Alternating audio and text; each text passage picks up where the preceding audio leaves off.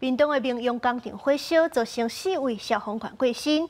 消防员工作权益促进会就要求政府要改革化工、顾治安、爱公安、合作工会3大诉求。今日下暗8点，因是要伫咧凯道办暗会，希望政府会当听到因的声音。不过今日下晡因去落器材的时阵，却是去互警方阻挡，要甲因赶走。消防员甲警方起冲突。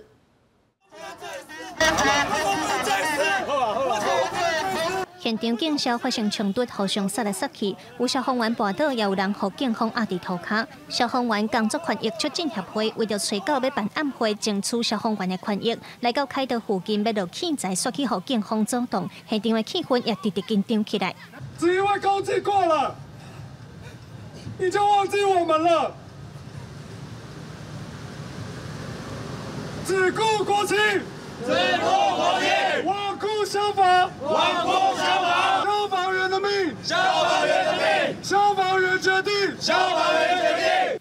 自民用工厂火烧事故了后，为着改革消促会提出顾治安、爱公安、做工会的3大诉求。因原本按算找到伫凯道过暝初10要伫星期典礼抗争，因为行政院已经按算10月12要召开会议，邀请基层消防员对话，所以消促会取消抗争，敢若剩找到的这场暗会，想要告诉和警方发生冲突。警察局因为现在连帐篷都不敢给我们下。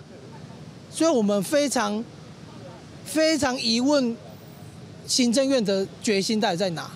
还是他们是决心让我们继续去抗争？那因为他们是非法的活动啊，这是警方所不允许的。那针对整个处置，我们都还是采柔性劝导的一个方式啊，希望他们也能够尊重警方执法的立场。 消促会要求政府伫咧公务人员保障法内底修订这场安全专章，定出对业者相关的处罚来保障因的安全。另外，针对做工会的部分，行政院虽然答应要用公务人员协会法来处理，但是因认为做协会根本就无法度和主管机关有平等协商的权利。消促会表示，因会坚持因的诉求。记者卢尚如、曾俊尧台北报道。